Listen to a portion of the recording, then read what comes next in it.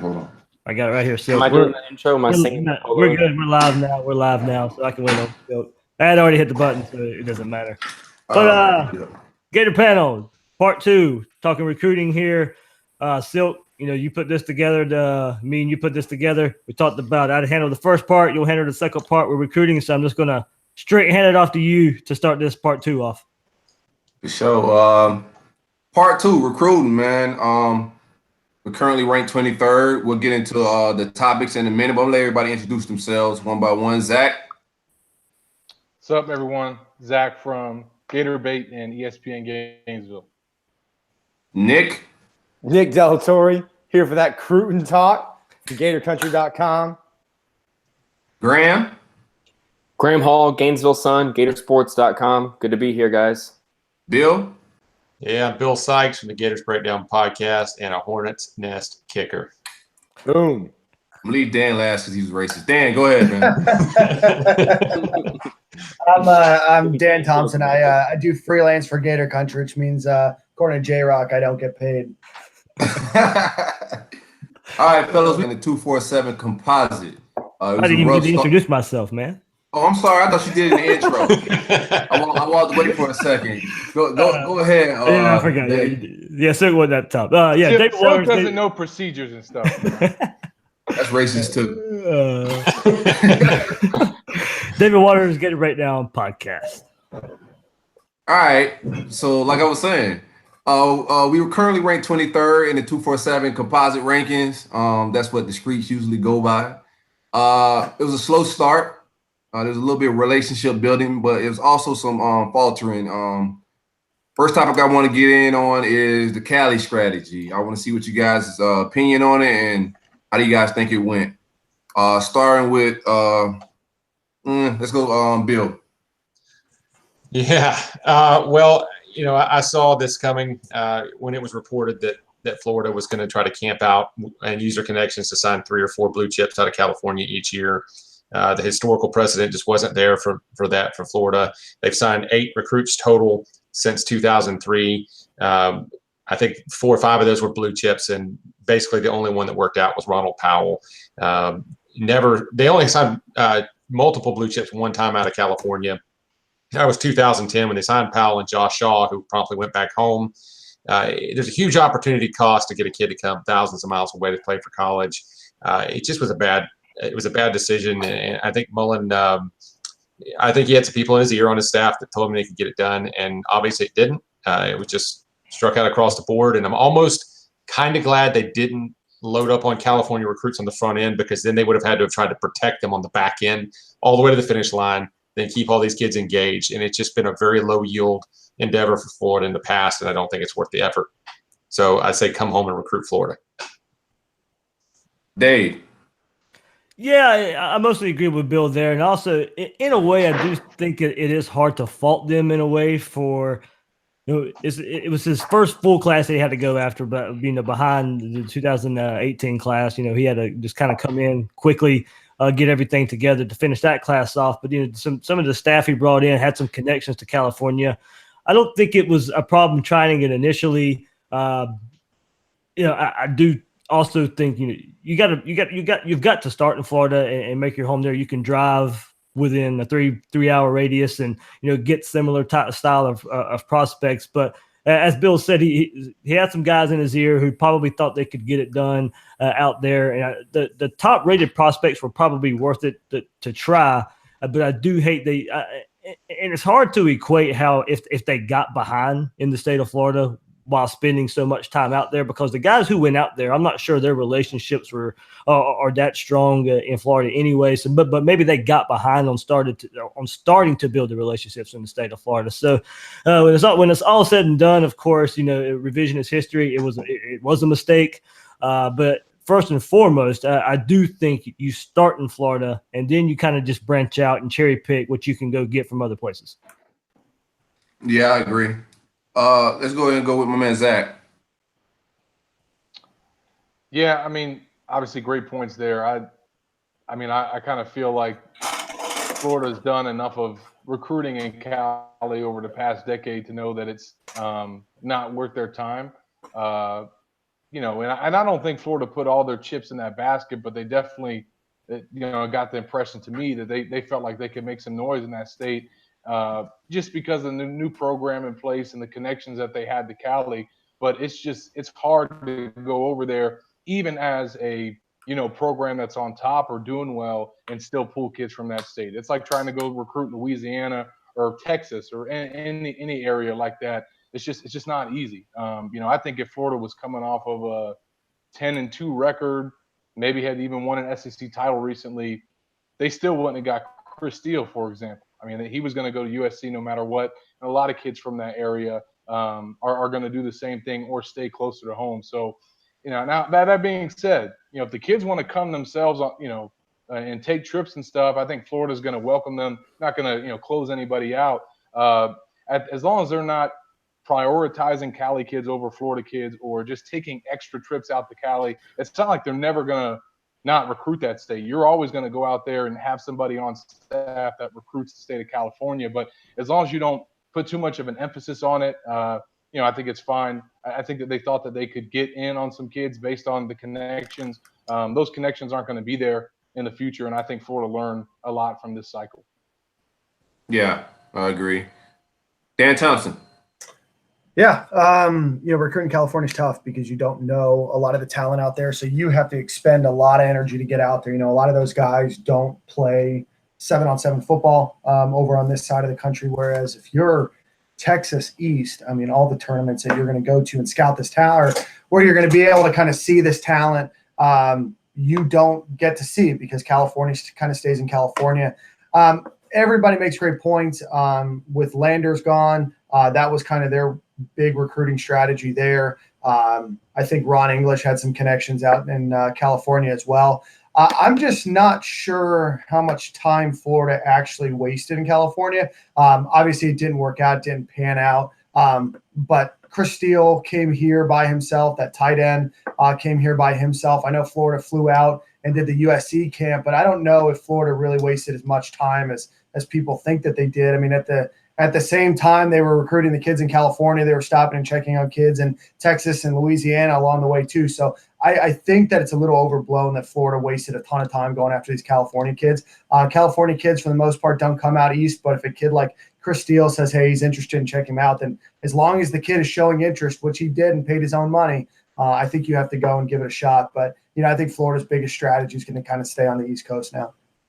Only thing I don't agree with you on there, Grant, on Dan, is if you're gonna go out to Chris Steele, you can't wait last minute and then start recruiting a guy like Jaden Hill after you miss on Steele. It's got to be more of a strategy, not absolutely. scrambling. I think that's a question. I don't know if I see it kind of on the topics that we're going to talk about, but I think we need to talk about what Florida's board looked like and the shakeup that's now happening now, because I don't know if Florida was prepared for Chris Steele and some of these other guys to not come to Florida.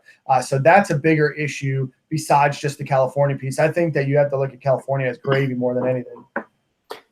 Yeah, I think the big thing that we're leaving out really is that this isn't, a long-term strategy. Recruiting California is not a long-term strategy. You guys have pretty much hit on the main points. Florida hired guys that had good connections out there. Good is, open to interpretation. While they perceived that they did.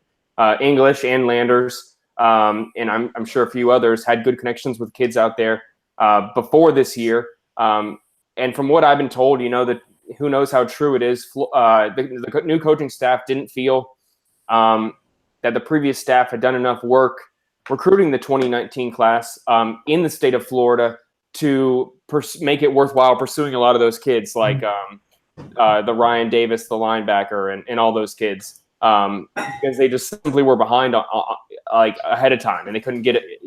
They couldn't get the ground made up. So I don't think it's worth worrying too much about. Obviously, we're sitting here talking about this. Near the end of August, signing day hasn't come yet. So guys like Chris Steele, like Zach said, may never have been considering Florida, but we've already seen it pay dividends. The work Florida did on the recruiting trail has paid dividends with recruits, in the state of Alabama and Georgia. In other places, you never know what could happen. So I'm not saying that, I don't think, the verdict is in on whether it's a good strategy or not yet, but I don't think we should panic because after December, this certainly won't be the strategy at UF after July? I don't need to, say the same thing that you guys have all said. I will say though that I think this staff hasn't been afraid to go after big fish like that. Whereas the last staff, I felt like if they didn't think that if they felt like they had to compete for somebody and that they didn't have the upper hand, that they just wouldn't go after a kid. So I can at least appreciate that this class says, listen, the worst thing that can happen is we get a no. And that's not, okay, I can deal with that. So I do like that they're going to go after those guys. You just have to have the backup plan in case you swing and miss. If you're swinging for a home run, you're going to strike out every once in a while. You just have to have an approach and have a backup plan. You know what? I was just looking it up. Guess how many California prospects signed with California schools last year in the top 15 on 247? Two of the top 15 players in California last year signed with schools in California. So I don't think it's a terrible strategy. But I think what Nick said is you have to throw it out there and you don't waste time. I mean, we were done with Chris Steele in June or early July. You give it a shot. If it doesn't work, then you focus your energy, and now you build relationships locally first. It definitely was for me was a breath of fresh air seeing these guys go out to big prospects, not just in one region, because we was kind of camped down in South Florida, kind of taking what we can get down there because we had relationships built. These guys came in, they're trying to get elite players, and they're recruiting the whole country. But that is a breath of fresh air. I don't think anything they've done is from any faults they had was from a lack of effort. I think these guys are working hard. They're trying to get recruits in, but I don't want to camp out there. If we can't get a Cali kid committed by June, it's time to move on and start pushing for other cats, man. That's just my opinion. I think June's probably late. I would say like spring, man. Spring game. You kind of want those guys to start popping. If not, you got to move on. There's just too much talent in the state of Florida and in Georgia and these surrounding areas to, be wasting time going across the country. So I agree with that, even with that timeline that you just said. So, Bill, you got another point? Well, a quick question first. So, Dan, what was the stat you threw out there about the last year's California? Yeah, 2 of the top 15 players on 247's top, prospects in California. Because I went Clemson, Georgia, Clemson, Alabama, Penn State, Alabama, Ohio State, Penn State, sure? Georgia, South Carolina, or Southern Cal, Georgia, LSU, Clemson. Are you sure you're looking at the right ranking? Because I'm looking at the 2018 California, and it has Emon Ross, St. Brown, Southern Cal, JT Daniels, Southern Cal. The top 4 went to Southern Cal. Oh, you're right. I was looking at the wrong thing. So I did that earlier today. Hey, it's okay. I did it twice in one day, bro. It threw me for a loop, man. I was like, that's pretty awesome. Yeah, that's incredible. Dan's pulling out made up stats, Hey, I've done it. That must be the page that Florida saw. Right. No, hey, listen, here's my point, though. The one thing I do want to address. Here, Bill, before in 2017, only three of the top 15 went to California schools, and they went to Stanford and UCLA. So there you go. Just keep doing research until the numbers back up what you said. That's right. Man, I was going to go all the way back until I could find something to throw out there. Well, I mean, but the thing is, it's one thing to go to Oregon and Utah, and it's another thing to come to Florida. And it just, you add all these thousands of miles, and it just makes it really tough. But my point is this: it's all about opportunity cost. And the one thing I think people need to understand here, you have to understand the calendar for recruiting and how it's been condensed this year, because the NCAA laid that dead period on in the middle of the summer that started June 25th and went to July 24th, where you couldn't have these visits and face-to-face contact and all these things. And so you got these 4 precious weeks in June to recruit and to host visits and to have camps and to go travel the country to see these kids. Well, Mullen and Grantham and English took one of those precious weekends on June 10th, and they put the circus on the road and went to Southern Cal to coach at the Rising Stars camp. And so you went out there to get FaceTime with Chris Steele, which created a stink. And I like the aggressiveness of that. But that's a weekend you could have spent back on the East Coast or in Florida developing relationships with guys that you had a much better chance to sign. And we know the quality of Florida kids. So I just think there was a concerted effort there where rather than having kids coming in to visit them, they went to the kids. And to me, that was indicative of the problem. I wasn't mad at that strategy. I think they already had it set in stone that they was working that camp regardless. I don't think it was like a strategy that they went to that camp just to recruit those kids. It was just they was going to that camp. You think so? I don't think so. I don't think so. I think that decision was made a while ago before they was even on Chris Steele, to be honest with you. But needless to say, but I don't. We don't need to be in California heavy. I think everybody agrees on that. We have decided we should let Mullen know what we've decided. I'm pretty sure he's watching, bro. Hey, but Zach gets to go out there and shoot videos. Hey, Yeah, man. They can keep recruiting it. I'll go back. I'm trying to co-direct next time or something. Let me fly out there, baby. All right, next topic, man. Hindsight 2020, man. But looking back on Friday Night Lights, was it a success? I'm gonna start with Zach. Yes, absolutely. I mean, no doubt about it. They got commits from it. They have more coming, and it was, I think, Dan Mullen's way of putting another stamp on what he's done since he got here from a recruiting perspective. I think that he's done a good job of just trying to create momentum when he gets guys on campus. He did the cookout thing, and I know that was a big debate too about how beneficial that was. But the point is, you just want to make sure that you're giving incentive and reasons for guys to come on campus and come check you out. And Friday Night Lights is still one of those events that has that kind of pull. And they got guys to show up. DeJuan Black, I mean, that was his first time ever visiting Florida, and he wanted to be there for that event. I mean, he wanted to work out that night and be with the coaches and see, hey, do I want to play with these guys? So, from that standpoint, it was good as well. But the fact that they also got results from it, it was definitely a win for Mullen and the staff. Yeah, I definitely agree. I say yes as well because Black, Diabate, Kimbrough, and then the 2020 guys, Bingley Jones, Anthony Richardson, they've all committed since then. And I think that being in that environment helped. For some guys, it was the final piece that they needed to experience. Being around the other prospects, and for others, it was their first time on campus, and Mullen was able to reel them in on everything they experienced that weekend. So it also put Florida in great shape for Kyrie Elam, Jaden Hill, Lloyd Summerall, Keon Zipper, and Naquan Wright. So when you go back and look at it and what has happened since then, and I saw the stat yesterday too. Florida with those 5 commitments that they've had committed, but Miami, FSU, nothing's happened with those 2 programs since those camps that they held the same weekend. So you could definitely say Friday Night Lights was a success because Florida's been hot on the trail since then, and your other in-state schools have kind of been held stagnant. Yeah, I mean, it was a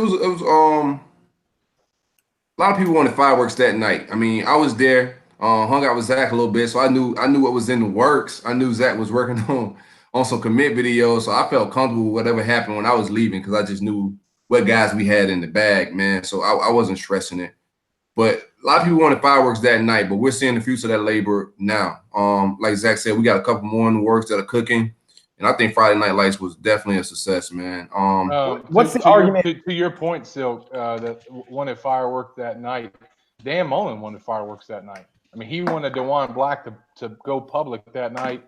DeJuan wanted to do a video, and they just had to respect that he wanted to wait a week to do a video about his, deceased brother. So that and a couple other guys that have whatever reasons that they want to wait, it is what it is. As long as you're getting the results, though, and guys are telling you what you need to hear, and they come through and actually make the commitment, you can't be nothing but happy. Yeah, I was just going to agree with what Zach was going to say. What Zach said. I think that Friday Night Lights now and the commitment process is different than what it was 8 or 9 years ago. I think a lot of kids would announce their commitment at Friday Night Lights or right after. Now kids want videos or they want these graphics or edits or whatever it might be. I mean, it's just now part of a process. So you might commit at Friday Night Lights, and I'm sure a lot of these guys probably told Mullen and company that, hey, I'm on board. But hey, just give me some time. So that's where recruiting has changed compared to 7, 8, 9 years ago when Mac Brown. I'll never forget. I watched Mac Brown commit to Urban Meyer, and they just did an interview after. He's like, "Yeah, I'm committed." It's like, well, that kind of stuff just doesn't happen as often anymore, right? So it's my fault. Yeah, good job, bud. Get that bag, man. You got to get that bag, Zach. I think some people got worried as well because we heard all this positive talk out of the cookouts and all spring through spring practice and the spring game, and then nothing came of it. And then Friday Night Lights, we heard that same talk, and then that same night, nothing really happened. So I think fans got a little worried because here we go again. But it all worked out in the end. Absolutely. I mean, other than getting guys to come go public that night, like how can you say it wasn't successful? Like I don't get. I mean, go ahead and get your jokes out. On Friday night when no one's done anything. Maybe on Saturday morning if you're from another fan base. But I mean, at this point, I don't even know what the argument would be to say that it wasn't a successful event. Yeah, it's just Twitter stuff, man. It's not really real life. It definitely was a success. Go ahead, Zach. No, I mean, let me jump well in. said by Nick. Let me jump in here real quick. Look at Florida State and look at Miami. How many commitments have they landed since their annual recruiting showcase at the end of the month? 0. I only study Florida, man. I'm just saying. You have all these. I gotta study the others, man. I got trolls to get off, so I study everybody. You got recruits coming from across the country. You got multiple recruits, taking in, both events. And Florida's had 5 commitments in 3 weeks since then, or whatever, 4 weeks, whatever it is since then. So, I think that the numbers pretty much speak for themselves. I think Bill would agree with that. Yeah, I think they definitely do. And, I'm going to talk about this a little later, but I think Florida State is a little vulnerable right now in recruiting. They're not quite taking off like I expected them to. And that could change. If they get Nick Cross, that's going to be a very big boost for them. But back to Friday Night Lights, yeah. You got several commits, and I think it's not only commitments, but the fact that we saw Summerall and Zipper come in and bond at that event, where a lot of people had Zip going to Miami before that, they may have swayed his recruitment and swung it back in the Gators' favor. And to have them palling around there, to have Florida make that push, those are guys that Florida simply cannot lose out on in this class. If it's really going to achieve a ranking and a stature for the class that people are going to look at and say, okay, Mullen's got something going here, you have to have those guys. And so when they got those guys, looks like in their pocket now, and they got Diabate, which was not an expected pickup for Florida in the weeks prior even. So, yeah, I think Florida made some major inroads. Hopefully they made even further inroads that we haven't seen yet in the class of 2020. I think it was absolutely a success. Well, and I think it's huge to get your quarterback for 2022, right? Because that's Yeah. your rallying piece for that entire class. Because no matter what anybody says, they want to know who the quarterback is. So Anthony Richardson was not trying to commit that night. Yeah, I was just gonna say that. He wasn't going to commit until after his next season and sometime in the spring. So that event really influenced that decision for sure, and obviously all the other guys as well. Lost in the shuffle a little bit, and I don't think like anybody that just at that event watching Dan Mullen's wife interact with the recruits. I think she's a gem, man. I think the way I'm not gonna say use her, but the way she works with the program, the way she bonds with some of these kids, I think it's a hidden gem, man. I like the way she does things, man. Just wanted to put that out there. I think it's really dope because she was really hanging out with Lloyd Summerall and Zip big time. She does that with the guys on the team too. She's kind of always around. I think a lot of the guys would consider her, like a mother away from home. And she's always been like that. I talked to guys up in Mississippi State, and she was the same way up there during their 9 years up in Starkville. Nice, man. All right, we're gonna skip one subject. I know Dave got to sip out, so we'll skip around a little bit. But the next topic I want to go ahead and jump on the Cider tight end, move to tight end coach, and ultimately end up leaving. And we got we got my man Knox. What's everybody's opinion on that move, recruiting wise? Zach, somebody got to go first, baby. Not Zach's it. going first. I mean, that's tough. That's tough because, I mean, you said recruiting wise, like. Yeah, recruiting wise. I mean, of course, if you're going to look at it from a recruiting standpoint, and it's not that Knox is a bad recruiter, it's just that Cider is clearly more qualified or is more appropriate, the running back coach at Florida, given his background, given his ties, given his age, his personality. He was just made for the job. Zach frozen in time. Here in the state, from that standpoint, it's just a different. Go ahead, bro. You good? You good? It's clearing up. Am I back? You're back. Go ahead. Okay. So, you know, from that Very standpoint, yeah. I mean, I think that if you look at it that way, but from a coaching standpoint, and that's not to say that Sider isn't a good coach, but Knox is just was the way that Mullen wanted to go. When you have a guy that was with you from day one at Mississippi State, coached with you for 9 years, you look at the people that he has on that staff, especially on the offensive side of the ball, he clearly wants people working with him that he has a history with, that know his expectations, that can look at him and they can, you know, communicate on the field without even having to say anything to each other.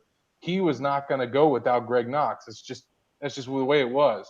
So it doesn't even matter what recruiting repercussions may come from that. That's the decision that he was going to make, and feel like he has a good enough program and a good enough staff that they can still get the job done recruiting wise.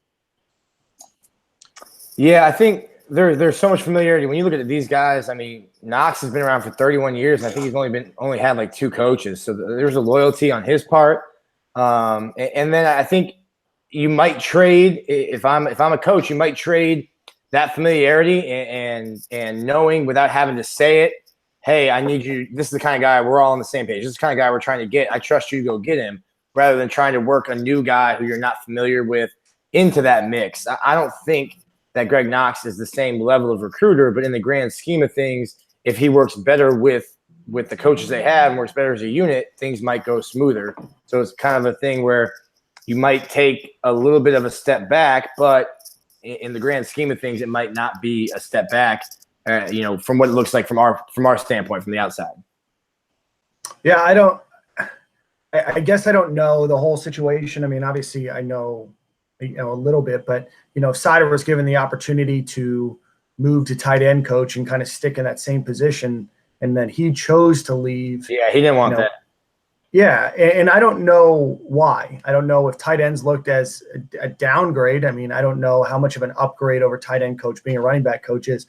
Maybe one of you guys can help me on that one. But I mean, I think you have to go with the guy that you're comfortable with running your running back position, especially when you're unsure about your quarterback, when you're unsure about what that offense is going to look like. You probably have to change up the scheme, and you've had a coach that you've coached with your entire time at Mississippi State that's going to take over a stable of running backs that at the time was really deep, you know, 4 deep, and now they have, you know, 2 great players that they just added. So I think that you take, you know, a slight loss in recruiting to get a coach that you're super comfortable with. I think them replacing the tight end coach with Larry Scott's not a huge, you know, decrease in recruiting ability. I think we're just seeing a decrease in recruiting ability because they're still missing a couple of pieces in some other areas. Maybe it's at offensive line, you know, maybe there's not the same kind of dogs that some folks want in that role. It's certainly a better recruiting staff in my position than the last staff, but yeah, I agree with that. With the last staff, overall, this staff is definitely better recruiters. But I talked to Sider after they moved him to tight end coach. Before it was announced, he had already told me what was going on. He's just not a fan. Sider's ultimate goal is to be an offensive coordinator. He just thinks tight end coach is a dead end. Like, they're recruiters, that's their niche. They work with a few guys in practice. It's just not a lot to it. So he was good as gone once they moved him to tight end coach, because ultimately he wants to be an offense coordinator. He just thinks tight end's a dead end. I'm just curious if that maybe well-rounds him a little bit more to be an offensive coordinator, right? I mean, has he been anything on the offense besides a running back coach? He's coached wide receivers in the past. Yeah, and that's a real thing too. Guys get labeled as just a recruiter, and that'll stop you dead in your tracks if you're trying to advance your career and be more than just a position coach. Yeah, because that's the label on him now, is he's a good recruiter. He's a recruiting ace, and he don't want that to stick on, and he just be no offense to Larry Scott, but I mean, that's kind of what Larry Scott's going to be like the rest of his career, like a recruiting ace, man. People are hiring him as a tight end coach, but his job is to come here and get guys. Yeah, I mean, and look what we're talking about. We're talking about the recruiting impact. We didn't really mention him as a loss last night at all, so you can understand why he'd be concerned about that stigma. To me, the biggest jolt this has provided is not in and of itself, but in combinations with other things, because you've got a guy that was connected down there in your neck of the woods, Silkk, and Palm Beach, a guy that was really going to help Florida, probably throughout the state, but certainly in Central and South Florida. And then he departs. You replace him at the running back coach, which is typically a recruiter position, with a guy that doesn't have a lot of connections here. And then at the same time, you start looking nationally. as far as California. So I think that created somewhat of a vacuum in the state of Florida. So you not only lost connections and lost a Florida-based recruiting structure on your staff, but then you also decided to exacerbate that and turn outside. And I think that has kind of contributed to this slow start. All right, let me chime in 1 second. In my opinion, I think with Sider and recruiting, if we had him, I think we'd be in a better place with Trey Sanders. I believe that wholeheartedly. What about like Dunmore? I don't think Dunmore was from Sider leaving. I don't know how he is on the board, to be honest with you. I don't know if they was pushing for Dunmore. I don't know. I don't think Dunmore was from us losing him. I don't think Florida State was pushing for him either. Yeah, he got speed issues, and I think it was kind of holding up. I don't think he was high on the board, and he's smaller than what Dan Mullen likes at receiver. You got any other negatives about him? No, I like Dunmore. I want to chime in and ask Graham this question. I mean, how much of a loss is Sider to Larry Scott? How much of a drop off is that? Yeah. I mean, from what spectrum? Recruiting? I think it's two. minor. I think at the end of the day, I mean, look at Sider right now. He's at Penn State. I mean, is he going to be able to draw the same amount of Florida recruits to Penn State? I know that Penn State has done very well in recent years, as they should, when it comes to recruiting. But Larry Scott, has coached at the high school level, coached at USF as far back in 2004. I mean, I think the real question is, if Sider wouldn't coach tight ends, I think you have to look at the transition of the tight end and running back coach together from Nord and Sider to, Scott and Knox. And then I think it's clear that Florida upgraded. I mean, I agree. Scott is kind of Sider light when it comes to presence in South Florida. And Greg Knox, there's a reason he was named the interim head coach at Mississippi State. And I mean, even the running backs right now, the praise they've given him is that he understands the footwork and the mental side of being a running back better than any coach that they've had.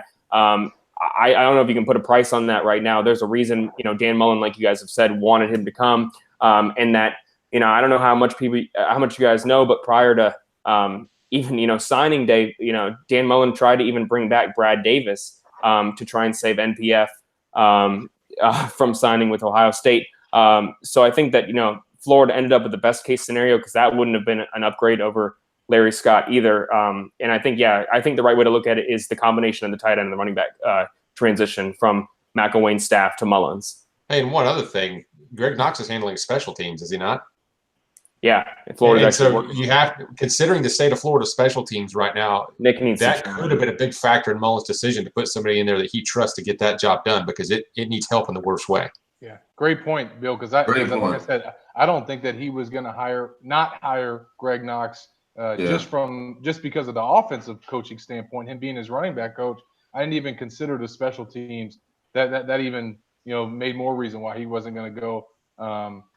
I will say, and I don't want to get into specifics, but I don't think that Dan Mullen and that staff feel like they lost this huge recruiting, force in Juwan Sider. I don't to a certain extent neither. That's my boy, but not to a certain extent. But the reason why I say that though, and a lot of people don't know this, but when that staff was kept by Mullen, the assistants that did stay on board, and then the new ones that were brought in, Mullen creates competition every way he can in that building, from players to coaches and everybody. So there was competition to try and go out and recruit guys. And from, just what I've been told by people that know what they're talking about, I think that Sider maybe represented himself and that he could go out and maybe get more guys than he was capable of getting. And when he kind of fell short and Florida didn't get those guys, I think that kind of hurt his stock and his credibility within that coaching staff. So him being asked to move to tight end and feeling like they could bring in Greg Knox, I think in some ways was a result of that stuff. Insider heat from a man, Zach. I see you, baby. I mean, I'm not gonna get into specific guys that were named, but there were specific guys that were named that Florida, I think, felt like they were going to be able to go get because of Sider, just like they had guys in Cali that they felt like they could go get because of Landers and or English. And when you don't deliver, you don't deliver. All right, everybody good on that topic? Oh, Dave, you're back, man. We was talking about, you might as well jump in on it and get your opinion before we move on. We was talking about the Sider Knox swap. How do you feel about it, recruiting wise? Recruiting wise, I'm not going to hate on Knox too much for what he's done. He's been in on the one black Kimbrough and a few others. He hasn't wowed as far as numbers go. So maybe by the time February rolls around, he gets in there with numbers. He's, like I said, he's been in there on some of the big name guys they've brought in so far. But he's not going to match what Sider would have been doing right now. You missed a lot, but from what what Bill, Graham, and a couple other guys brought, I kind of see what they're saying from like a whole company makeup that Dan got going on. It kind of makes sense, man. Well, yeah, I brought that up yesterday. When we were talking about the continuity of the coaching staff and what that meant for Dan Mullen, and there's not a lot of guessing game going on with the staff. He knows and what to expect from every guy. And you can say what you would about what Sider could be doing if he was still on staff. I think Florida would obviously be better off for it. There's no question about that. Even if he didn't, deliver on some promises or expectations, he was still a good person to have. But at the end of the day, if we're getting away from the recruiting and just talking about it strictly from a coaching standpoint, Florida and Dan Mullen are better off having Knox and Larry Scott as a tight end coach instead of Knox and Sider as a tight ends coach. And that's just the reality of it. Absolutely. All right, since my man Dave's back, let's get on to this next topic, man. Should we have pursued quarterback transfer? We had Corey Sandberg and Joe Burrows out there. Let's start with Dave. He was waiting on this one. Man, we got in trouble on this on Gators Breakdown, so kind of, Will more so than I, but I'm a big Burrow guy too. But Will's all about him, and I think for good reason a little bit. Now, here's my main issue or with it. I'm in the type of you throw everything at the quarterback position until it gets fixed. Now, there may not be Mullen's way of thinking, and I'm okay with that. He's the head coach; he can do whatever he wants to do, and he'll be right more than I will. But in the way looking at Burrow now and what he's doing at LSU, he doesn't look like the savior from what we've heard. Going through scrimmage notes that we've heard so far there. But look, that's what I said. If he went to LSU, he was going to be better at Florida than he was at LSU because I'm not a believer in that staff over there.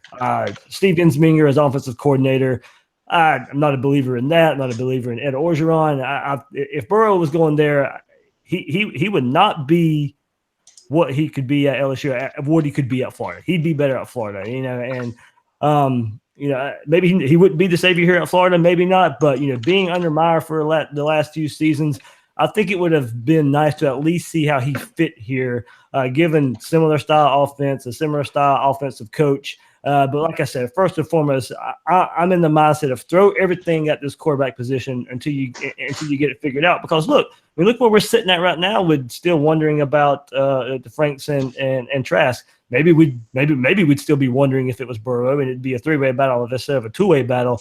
But and it's pure guesswork. But I'd still think maybe he would be out ahead in the race. I don't know. I don't think that he's all that impressive at Ohio State or at LSU.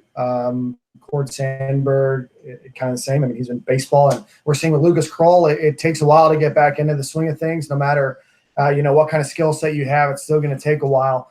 Florida has 3 quarterbacks on their roster. They only have 1 ball per game, and I think at some point in time you have to try to develop that talent.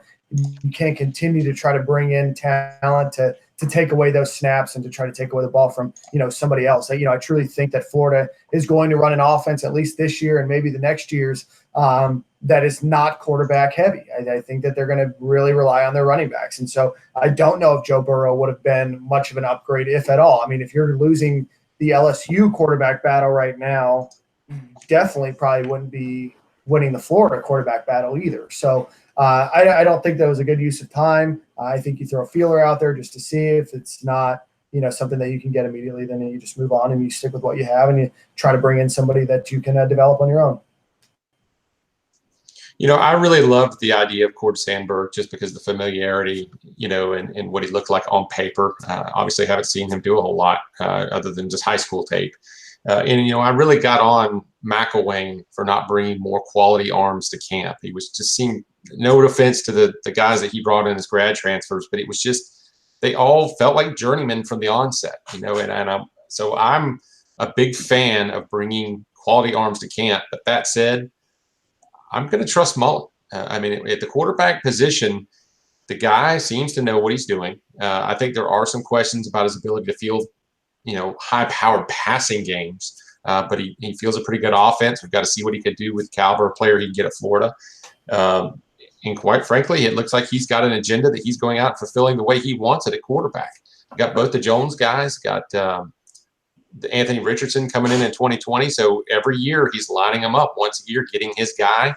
He's going to live and die with that, and we'll see how it goes. But I'm going to give him the benefit of the doubt for now. Yeah, I think that the grad transfer route is not the way Florida should have gone. I don't think Sandberg is really going to be ready to start for any team this year or be really a good quarterback, just, you know, coming from baseball so soon recently. You know, obviously if there was a quarterback out there like Jarrett Stidham, it'd be a different conversation, and I'd be all in favor of Florida pursuing them. But, you know, Florida has taken grad transfer quarterbacks in back-to-back years, and we can argue about how, you know, whether they were successful or beneficial to the program or not. But at the end of the day, we can't really argue. I would love to hear that argument, Graham. To say that, in a way, though, when Del Rio went down, if Appleby didn't go in, you know, it would have been even worse. Without Appleby, they don't go back to the SEC championship. Now they got killed in the SEC championship, so it didn't matter. I could live with that. But you still went to the SEC championship. Fired sooner. Yeah, but that situation helped him. Not to chime in. Look, man, you got to give Appleby his props, man. Other than Appleby going to deserves Atlanta it, with man. me, what did you get out of that game, Zach? You know what I got? When Florida went to LSU and beat LSU after that hurricane, you know how good I felt as a Gator fan? That was relieved. I'm not gonna say I felt relieved that we got a win, bro. They don't beat LSU without Austin Appleby. You know how hurting Zach and I were in that press box after a night out in New Orleans. Hey, in the moment, it felt good. Finish up, Graham. Well, one of the things sure you also could debate is having grad transfer, you know, quarterbacks on the roster. That was a big reason Felipe Franks redshirted, and you know we're now talking about a redshirt sophomore Felipe Franks rather than a junior Felipe Franks. I mean, what if Felipe, you know, decides to come back next year? Just because, you know, we can trace it back to them taking another grad transfer QB because they didn't develop one ahead of time, and then you have a more crowded QB room. You know, you look back last year in fall camp, you had three quarterbacks, Malik Zaire, Felipe Franks, and Luke Del Rio, splitting first-team reps. That limits the development of all QBs, limits Malik Zaire's chances of getting the offense. Luke Del Rio, who already understood the offense better than anyone, shouldn't have been taking first-team reps. He should be working as the backup, and they should have been propping up Felipe better last year. But they were in a bind where they thought that they should be trying to incorporate Malik Zaire as possibly the starting quarterback because Felipe wasn't ready. It was a bad strategy for sure. So at the end of the day, I mean, yeah, the win against LSU, leading them to the SEC championship game, they may have a more crowded QB roster because of it. And it kind of, you know, I mean, it sets them back. When, you know, you're going out recruiting and you have a guy like, you know, Austin Appleby or Malik Zaire on the roster, and you see a guy like Felipe Franks is about to redshirt. Maybe that is also a big part of the reason that they might have missed on, you know, Fields, because they were already going to have a quarterback conversation. Who knows how much of an effect that had redshirting Felipe because you had grad transfer QBs. I don't know. So I don't think it really, unless there's an absolute stud QB out there, I don't think it's ever worth pursuing. Justin Fields was not scared of any quarterback. I promise you that. I understand that, but you knew that Florida was going to at least have a quarterback conversation if they still had Felipe and Justin Fields. And it would have started and ended with Justin Fields. One would hope. One would absolutely hope. Fields probably only liked Florida because he came and saw them dudes throw the ball. He's probably like, yeah, I can start day one. Go ahead, Nick. You mean it wasn't because Max said, come and be in the orange and blue, man? Is that how you sound? Yeah, man. That's really no. great. He said every time. It's funny because every kid would say this too. He would say blue and orange. Yeah. So you look good in blue and orange. Well, there we go. And like it was after like the 10th kid said that to me, I'm like, Yeah, he had to really go. does keep saying blue and orange. That should have been the first sign. Now we know the problem. I have pretty much the same opinion. I just don't know. I mean, I think it's you come in and you can know, like, I don't have the guy, and you can tell by the guys he's going that Dan Mullen and his staff are going after now at quarterback and what they do, what their physical traits are, that you don't have that guy on campus. So why not bring somebody else in? If you're going to say to me, we haven't picked a quarterback because competition makes people better, then bring other guys in, because in my opinion, you don't have that dude on campus right now. So I don't see the damage in bringing somebody else in. And hey, maybe, I talked to Urban and he gave me his scouting report on Burrow, but I see him in person. He gets on campus. And I think it's different. I don't see the hurt in it, but I'm not very high on the quarterbacks right now. So, but that's probably why. It just hit me when we were talking about this.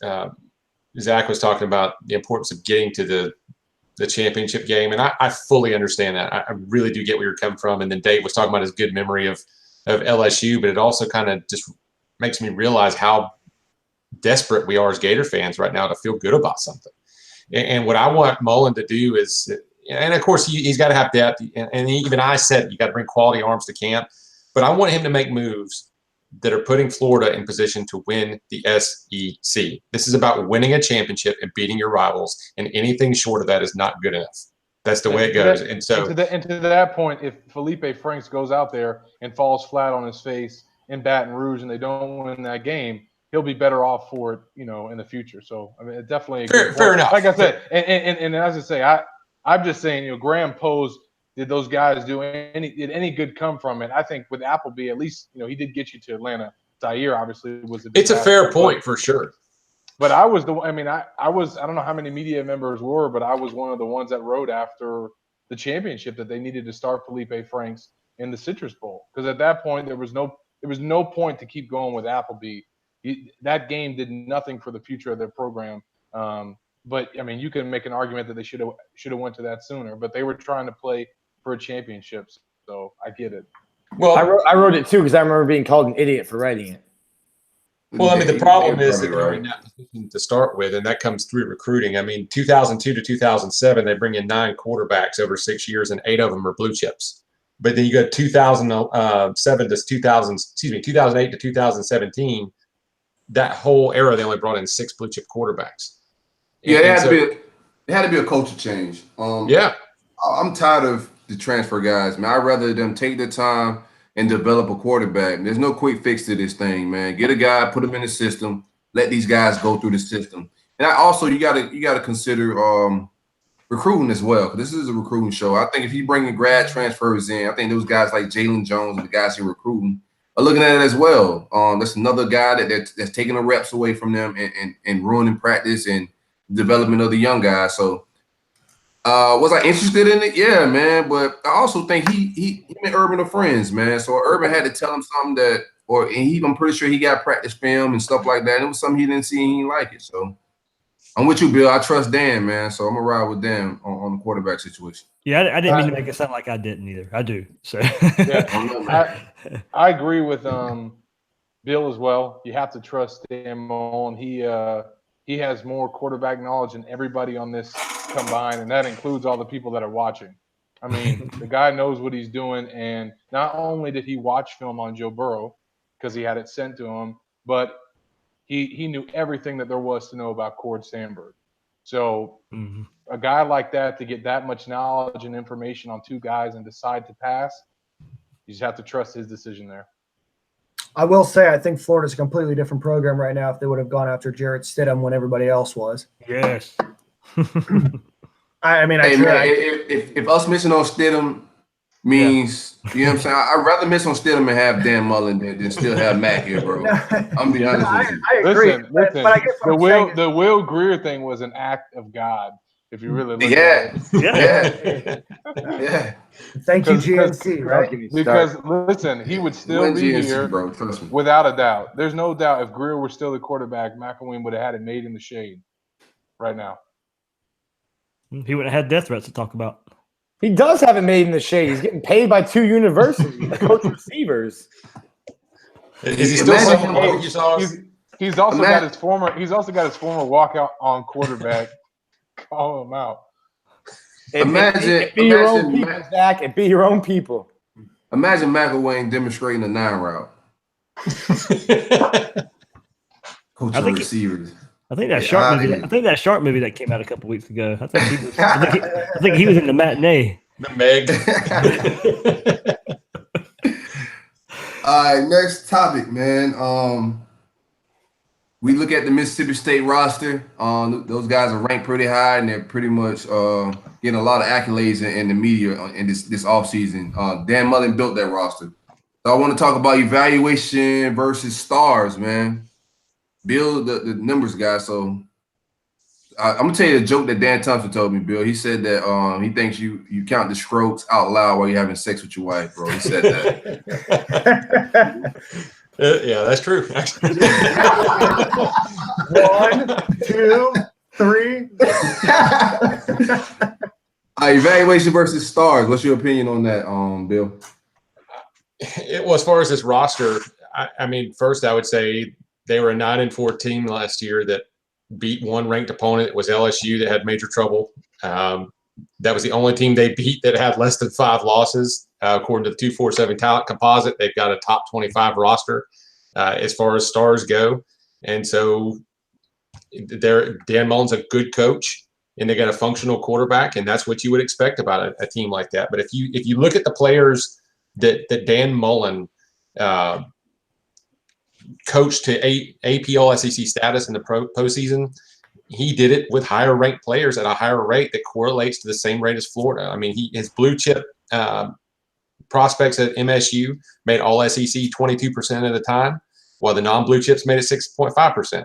Since 2002 at Florida, the blue chips have made it 25% of the time, while the non-blue chips have, and that's the below 4 stars, have made it 4.6% of the time. The NFL draft, his blue chips made it, at UF have made it 25% of the time been drafted. For non-blue chips, it's only 12%. At Mississippi State, almost exactly the same.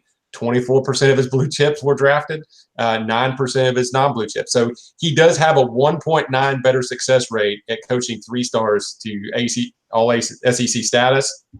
But other than that, yes, he did find Dak Prescott's a 3-star quarterback. There are exceptions. But the guy does it with pretty good talent. And he also averaged about 5th, I think, in the West over his 9 years there. He did pretty well, but it's pretty much correlates to the stars talent he had. However, he was a good coach and won the games he was supposed to. I think the difference in being the coach at Mississippi State and being the coach at Florida is you don't need to go the JUCO route. You don't need to go out and find those guys that aren't being heavily recruited. You've got that University of Florida, that Gator logo on your chest. You don't need to settle for guys that you think, okay, in 2-3 years, I think he'll be a player that can make an impact for us. You can go out and get 4- and 5-star guys that can make an impact right away. So I think when you're looking at Mississippi State, it's a school that you have to go the junior college route. You have to find those diamonds in the rough. When you're at Florida, kind of like they did, and we were talking earlier, take your shot, shoot your shot at that 5-star. And I think that's the difference in that. I think if they try to recreate what they did in Mississippi State here at Florida and go that route of getting the lesser recruited guys, that you're doing a disservice to yourself and to the university, because you should be able to go and compete for those blue chip guys.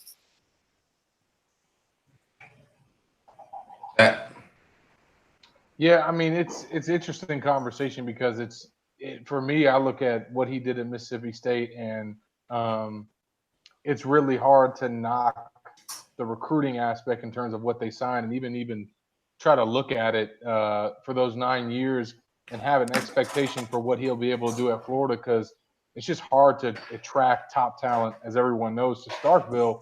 Having said that, the guys that he did sign and the talent that he did have, I think that not only did he, overachieve or do his best with it, as Dan said yesterday, he changed what Mississippi State is. And, some of those years that he was there, maybe they didn't have a lot of, top 10 wins or anything like that, but they beat a lot of the programs that used to, beat their brains in perennially. And, they kind of changed the balance of the SEC West, all because of what he built there. And now everybody's talking about how great Mississippi State could be this season because of the team that he put together. So my kind of thinking is, if he can take his coaching, everyone knows he can coach. We saw at Mississippi State that he can develop rosters and get the most out of two-star talent and overachieve better than anybody else ever did at Mississippi State. Now he comes to Florida. Can you take that coaching, can you take that development, and then recruit really well? And if they get elite players and we know that they can develop and we know that they can coach, I mean, that's the formula right there. Yeah, I think that we need to make it, we need to establish the difference between, Dan Mullen found Dak Prescott and Dan Mullen developed Dak Prescott into the quarterback that he is. Nick Fitzgerald, while he is a senior, was a two-star quarterback coming out of high school, and Dak Prescott had offers from, a few SEC schools, but he was not being pursued heavily. I think that, people do underestimate the work that Dan Mullen has done. When you look at putting quarterbacks in the NFL, starting quarterbacks in the NFL, I mean, you can give Dan Mullen credit for several of those in terms of development, who at least have made it out or were successful SEC starters. So I think that that's a big part of, you look at the preseason rankings, the projections are a lot of those are based off of how highly regarded Dan Mullen is, not only as, like you guys have said, a coach, but as a developer. It's as, developing front-end talent. Rankings are deceiving. Guys like Antonius Clayton start out as 2 stars, and then by the end of the cycle, by a week before signing day, they're a 5-star prospect. I know that, we talk about blue chips as if they were always blue chips, but there are certain recruits who, based on the prestige of the school, rise up the rankings strictly because of that.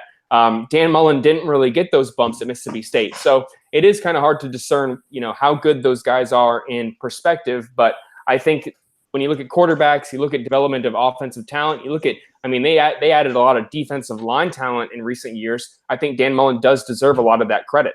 And especially for the work that he did developing those players once they got on campus. Yeah, I think for the expectations, for what he could bring in at Mississippi State, we saw how it played out, and it played out probably about the best it could with the talent he was bringing in.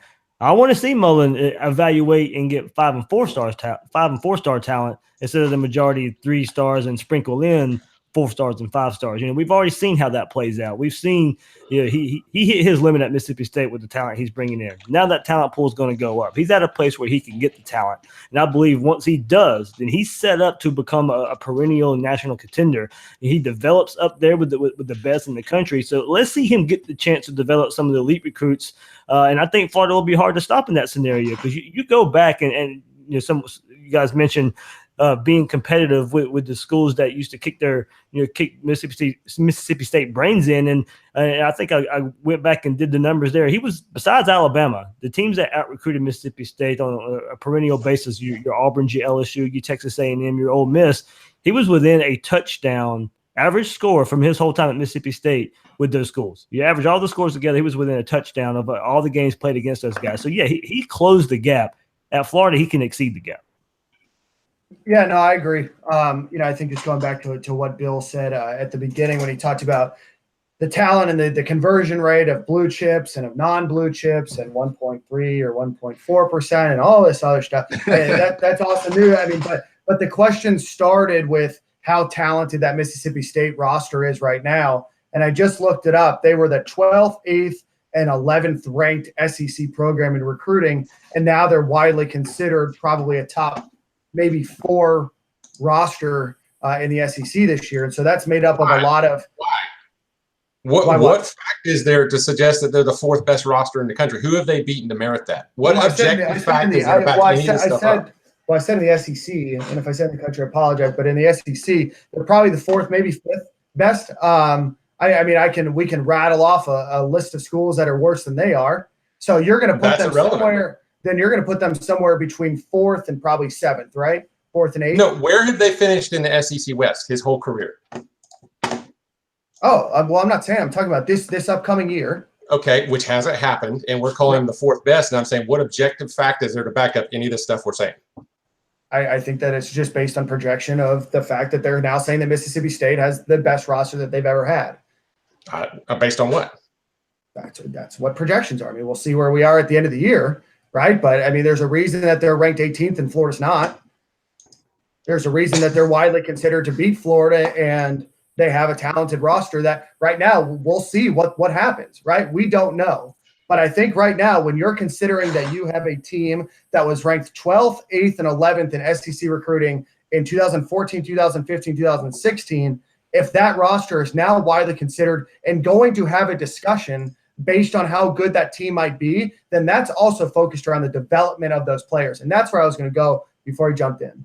Yeah, but my point is this. We're saying, oh, they're supposed to be one of the best rosters. Well, for one thing, I think they're being a little overhyped, and I want to see what Joe Moorhead can do because Mullen did a great job with Fitzgerald, but they were not great in the passing game last year. As a matter of fact, I think they were 112th nationally. So is Moorhead going to be able to come in there and do that? And furthermore, it's a team that's built to play better teams close without losing, but they're not beating anybody. Everybody talks about, oh, they're great, and he does all this with the stars. But why would all these teams, like Graham was talking about, Taylor and Callaway, and they get all these bumps because they're higher prestige. Well, why do all these teams with all these players that got all these bumps keep kicking their ass every year? Because the ones that are better are beating them, and they're not winning the West. And I'm not saying that Mullen's not a good coach. I think he's a great coach. But I want to know, where's the objective evidence that this guy is so much better of a coach that he can win with so lower-rated players? Because I keep hearing that everybody's saying he just needs better players. Well, yeah, he does. Everybody does. Well, it's comparative to all the other coaches in Mississippi State history. I think that's the comparison. I was about to say. Yeah, traditionally, you look at the other coaches that have had that job.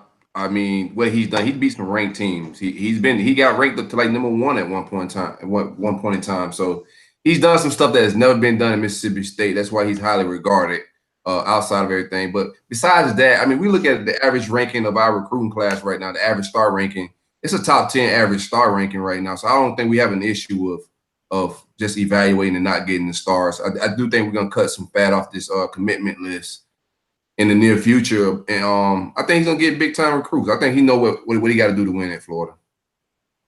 I think so, too. And don't get me wrong, guys. I think he did a great job. But I'm just saying I don't see any objective evidence to suggest that he's can overcome significant stars-based talent deficiencies. But there's nothing to say that he won't, right? There's nothing to say that he doesn't have the ability to develop or bring that talent in either, right? I could turn into a zebra, but I mean, where's the evidence? Okay, so but you don't have evidence to say that he won't, right? I just want to make sure that we're on the same page. I do. If we're going to disagree, that we can disagree in the same route. I do. Well, when I look at his record and see that without Dak Prescott, he averaged 6.9 wins and 5.7 losses with a 5.1 rank in the SEC West, that tells me that he's playing up to about his star ranking talent on his roster. Sure. And would you agree or disagree that recruiting talent to Mississippi State is difficult or less difficult than I think it's extremely difficult, and in no way is an indictment on his recruiting ability. Okay. Perfect. And would you say that Mississippi State is a better program after Dan Mullen or before Dan Mullen? It is absolutely better. He's been a wonderful thing for the program. So you're saying that Dan Mullen coming in objectively made a Mississippi State program that was probably a bottom-dwelling program. That's a very difficult place to recruit, probably one of the toughest in the SEC. Not only a school that is nationally ranked and has some prominence right now, but probably has a pretty good roster, enough where people would rank them pretty high right now and consistently throughout Dan Mullen's career. Yeah, I think that they're probably going to end up in 20 to 25 in talent. And if Moorhead does a good job, maybe he pulls an upset or two, especially if Fitzgerald. Because one thing I acknowledge is Mullen is a tremendous quarterback developer, and quarterbacks make a big difference. But I believe Ole Miss saw a similar situation when they got a hold of Eli Manning and won 10, 11 games, just like Mullen only had one 10-game season or 10-win season with Prescott. And quarterbacks make the difference. I agree that Mullen makes a difference with quarterbacks, but I just don't see – I don't see any objective evidence to suggest that he can outcoach the stars. Tune in to the next panel when Bill turns into a zebra. Holy shit. I'm sorry. All right, next topic, man. I want to have an opinion on strongest and weakest guy on the trail. Don't get scared. Ooh. All right, well, it's got to be C-Rob. I mean, when it comes to strongest, you look at the linebackers they've landed. It's shaping up to be one of the top linebacker classes in Florida history. I mean, DeJuan Black, diabetes. You got and Hopper, who is ranked the top 130 player by Rivals. Florida hasn't had that type of linebacker talent. I think it's even better than what was Anzalone's class. I mean, they had top talent. We'll have to see how these guys shape up. But the way Hopper and DeJuan Black, who is like the number 53rd player or something like that, the way they're trending right now, it's not without the realm of possibility that both those guys finish as either high 4 stars, or Black is in a position where he could possibly become a 5-star by the end of the entire recruiting cycle. So I think that C-Rob gets a lot of credit for that, especially when you consider all the other factors, him being very young, new to the state of Florida, recruiting for a 4-7 team.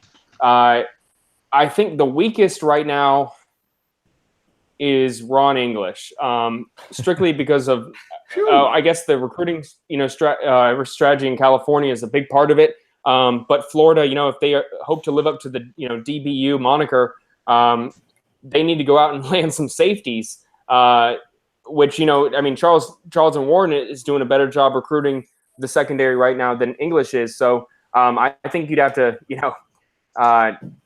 give him more credit right now on the recruiting trail than what Ron English is doing. But I would go with C-Rob and, Ron English, who is a very weird dude talking about smoking meat all the time, as probably the weakest right now on the trail. I got the same too, and really, if you're looking at this secondary, there's a bunch of guys that aren't going to be around in 2 years. So you need to have, as good as the linebacker class is, you need to start loading up on cornerbacks and safeties to make up for. I don't anticipate C.J. Henderson or Marco Wilson playing their senior year in Gainesville, so you need to start loading up on some secondary as well, and that's on English. And you got guys. I put Florida up there with any state in the country in terms of those skill positions, in terms of receivers, running backs, corners, safeties. You got to be able to get guys to stay in state and go get those top talented guys, or else DBU turns into DB who real quick. Yeah, I'll go with the strongest guy. I'll go a little bit different. I'll go with Sunseri, the best so far. I think going back to the last cycle, some of the guys he pulled in there, and then your current commits, like he was in on Diabate and Humphreys in the 2020 class with Bingley Jones. Sunseri was the coach that could sell vision, let guys know how they fit into the defensive line. Grantham helps there too, but it's been the recruits mentioning Sunseri by name that's caught my attention. I don't want to overlook what Mullen and Brian Johnson have done to the quarterback room in just half a year on the job. Emory Jones, Jalen Jones, Anthony Richardson. One of those guys is going to get it done in a Dan Mullen offense. So Mullen right now has quarterbacks that fit his vision, and it didn't take long to get there. But as far as besides the head coach, when the recruits have been interviewed, Sunseri has been the name that I've heard the most. And Ron English, weakest link. Not much more to add there than what Graham said there. There's nothing there. Larry Scott could also be kind of put on notice there. He start pulling his weight on the trail, and he has an opportunity with Summerall and Zipperer. I know he's in on those guys just a little bit, but his background in the state of Florida, he could start pulling in some guys. Yeah, chime in real quick. I think English is the worst just because of the tweet. Just because of the tweet to find out about Steele, man. I think that was. He could have just hit my DMs, man. He could have hit anybody on Twitter DMs and found out, bro. I think we all knew where Steele was going at that point. So he get the weakest just for that, man. That was terrible. Yeah, for me, anytime you're looking at a Florida staff, I think that they put their best recruiter in South Florida, specifically Miami-Dade, and I think that they put their weakest recruiter in Gainesville. You guys know who's in those areas? Hevessy's in Gainesville, right? And who's in Miami-Dade? Larry, right?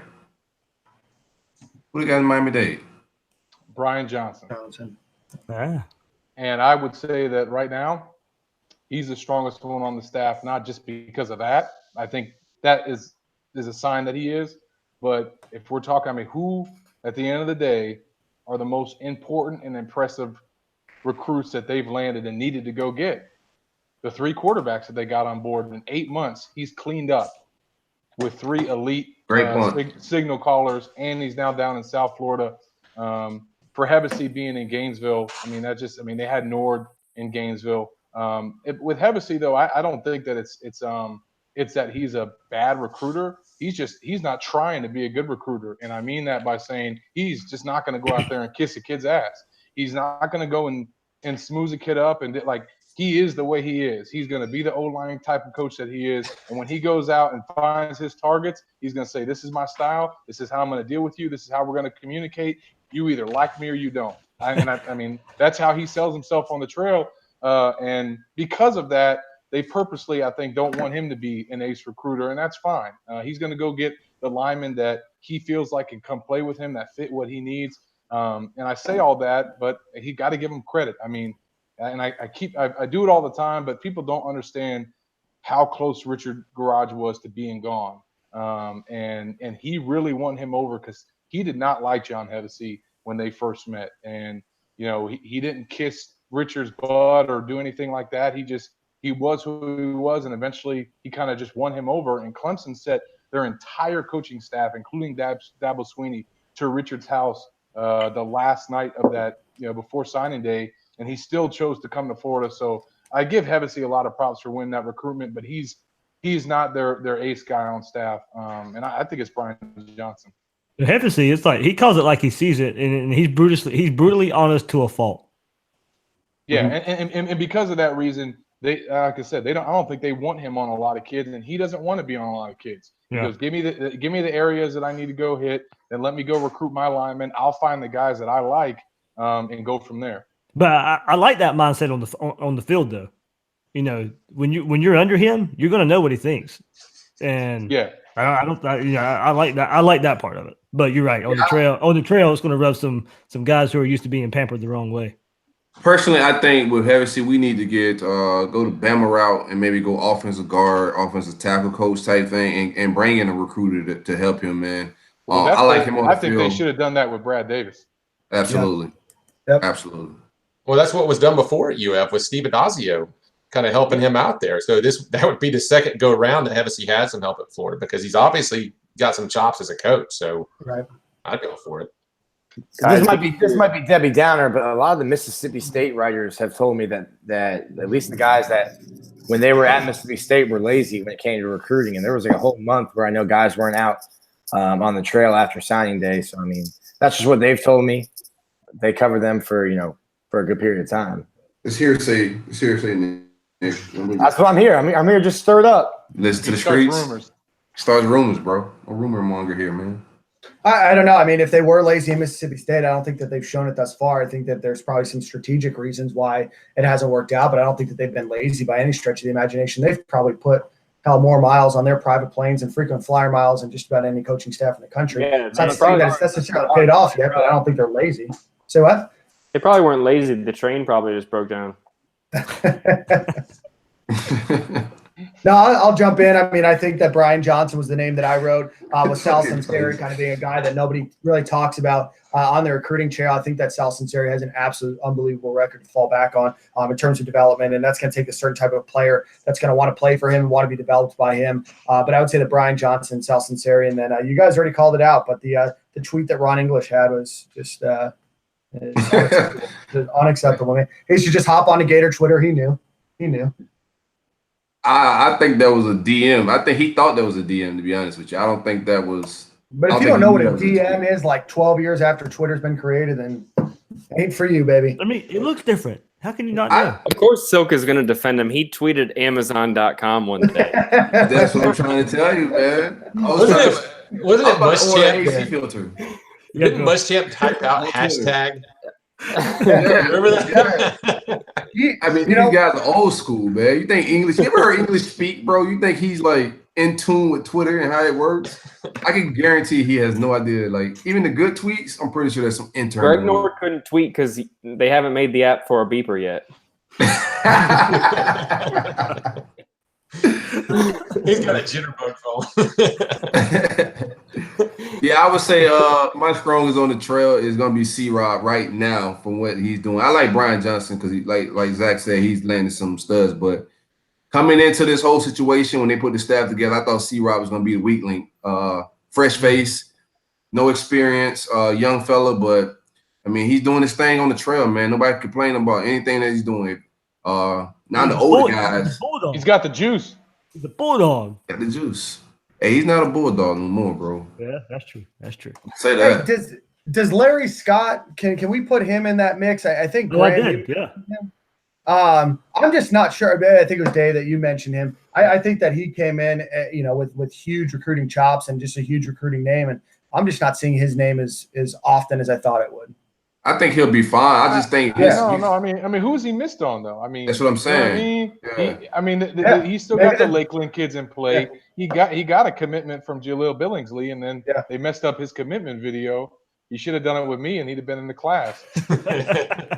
Go ahead and pull up that thing, man. So, but listen, he went out and got Billingsley, and that fell apart. But I've been around. I've watched him interact with kids. I don't think he's a weak link at all. I just think he hasn't landed any kids yet. Yeah, it's more about number with him than it actually is anything else. Yeah, I was just more curious than anything. I just want Bill to say that that's his favorite recruiter, so we can go at it. I actually don't have one guy that I think is separated himself. I thought what Zach said about Brian Johnson was really interesting, but you're in a position to know that better than I am. To me, the one that stands out, though, in a negative light is Ron English. I mean, he's the guy, like you said, he's awkward on social media. There's strike one. You've got a scandal in your background, strike two, and your record doesn't look so hot, strike three. So right now, I just think he's an obvious weak link to the staff. But I hope he turns it around. I like him coaching, though. I like the way he coaches. I'm just speaking about recruiting. That's all. Yeah. I like him coaching, but he got to tighten, especially at DB, man. Especially at DB. I mean, this is DBU, supposedly. They just need to hire Keywan Ratliff and get with it. Apparently, his 7-on-7 stuff is in the way. I don't think he wants to coach. That's all. He doesn't want to coach. He doesn't want to coach. He doesn't want to do it. He relaxing right now, man. There were some rumors he's interviewed or have been asked. There we go, the rumors again. There was the rumors. That's Nick started. Not my rumors. Nick started that. I know he did. I didn't start those rumors. Rat, if you see this, I'm still waiting on my shirt, bro. Need my Rat Pack shirt. Not getting that shirt. All right, next topic. Violation. Is it? No. All right, next topic, man. When it's all said and done, this is gonna be a quick one. When it's all said and done, will we land a 5-star? I wrote about this week. Oh. Go ahead. Plug your stuff. Read it. Yeah, read it for us real quick. I mean, I went back and looked. I think the guys that I felt like they had that they were even in the mix for. Obviously, you have Sanders, you have Evan Neal, and you have Kayvon Thibodeau. I mean, those are the only 5 stars that are actually showing interest to Florida. In that, they're saying that they're going to visit. Sanders is the only one that they have a real shot with. I know Neal's Unkle played at Florida, but that looks like he's favoring Miami over, Florida State, and Alabama. And then Thibodeau, I mean, we already talked about the California thing. Sanders, we'll see. I know everyone's wrote Florida off, and I think that at this point they might even want Naquan White more or they're focusing on him more. But I still would not count the Gators out because of that family connection and just to see how the year plays out. But, I mean, those are really the only guys I see unless, Tyreek Stevenson, something crazy happens there. And I think he's a 5-star recruit. So I think he might eventually get a 5th star, and maybe if Florida found a way to pull off an upset there. Those are the only guys, though. I mean, DeJuan Black might get a 5th star. Yeah. But I mean, he's not playing, I think, this fall. So right, that's what I was about to say. If there's a guy currently committed that could be a 5-star, I would have picked him until he announced that he's not playing now. So yeah, and I would also throw Kyrie Elam into that mix as well. He could possibly get a 5-star. Well, there you go. That's the one then. If he gets his fifth start, that's the guy. Yeah. So we count on the same page there, or what? Anybody want to chime in? It just looks a little negative right now. I will say that regardless of the result in this, I really liked what they did with Sanders. I thought that was a really good move. It's the kind of thing you got to do. And we see a lot of that happening out of Mullen. He's making the right moves, I think, except for California, but other than that, so I applaud their efforts with him, but it doesn't look promising right now. I mean, if you got to bet $1 on whether or not they land one, I'd say no right now.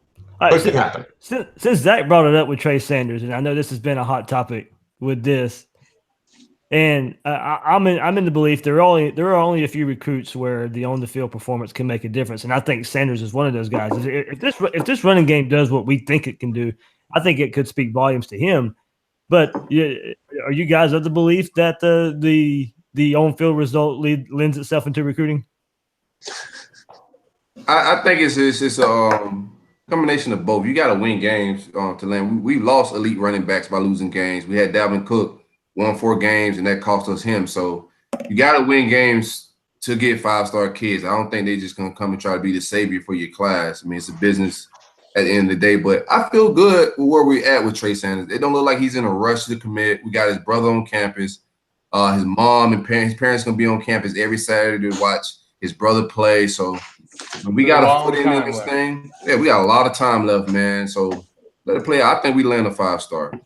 I think we nostalgic around here. You bring Dalvin up, hurt Zach's feelings. Hurt my feelings. Man, that one hurt. Feelings. That one did hurt. Yeah. I don't know why Nick thinks that hurt my feelings. You were all in your feelings. Here he goes, man. Just ruin a man's Can't confide in Nick, man. You can't. Yeah, Nick's gonna put you on Front Street. All right, man. We're gonna wrap it up with estimations for the class, man. What it's gonna take for this class to be successful, ranking wise. Let's start with Bill. This is regarding numbers. I'm not necessarily looking for a particular national ranking. The 2 marks that I've kind of set aside that I want to see to show tangible progress. Actually, there's 3 of them. Number 1 is to land a 5-star.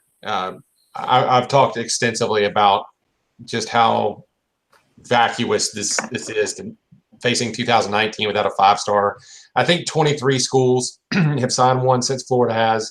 4 additional schools have one committed for this year. So you're talking about 27 programs with a 5-star since Florida's last. You don't win titles without them. Not in the SEC, not nationally. They're your Tim Tebow's of the world, your Percy Harvin's of the world. I'll argue that till I'm blue in the face, but Dan, I'm sure you don't want to argue that either. But number 2, I'd like to see number 3 in the SEC, and I'm not sure they get that done. Florida hasn't had a number 3 class in SEC since, I think, 2013. No school has reached the playoffs without at least 1 class on their roster in that 4-year cycle that preceded the championship run that was number 3 or better in the class.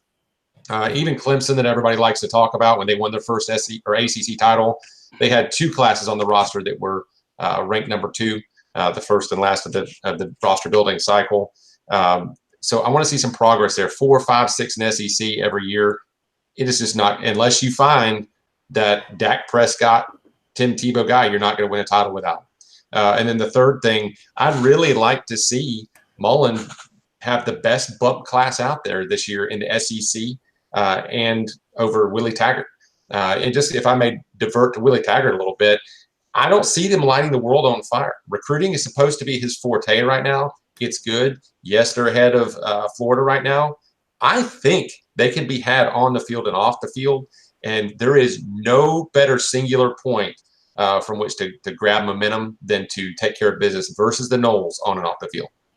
If you look at their commitment list in the grand, it's a lot of fluff takes in that thing, man. They took some guys to fluff that class up that wouldn't necessarily take for us. So I'm not really nervous about anything they're doing. I would say my man Lucas on that list is probably a coveted guy for us. Gant, and the other guy they got Dent, but that was Jimbo's getting. I'm pretty confident Dent don't stick, man. Rest of that list, it's iffy, man. I don't like anything on it, man. I like the linebackers that we landed, and we're going after guys that really fit our scheme. We're not just getting guys because they have 4 stars. So big picture wise, I like what Dan's doing.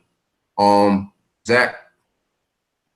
Yeah, I mean, it's tough because like Bill said, I mean, if they don't have the 5-star or enough elite guys in there, it's hard for them to get up to where they need to be rankings wise.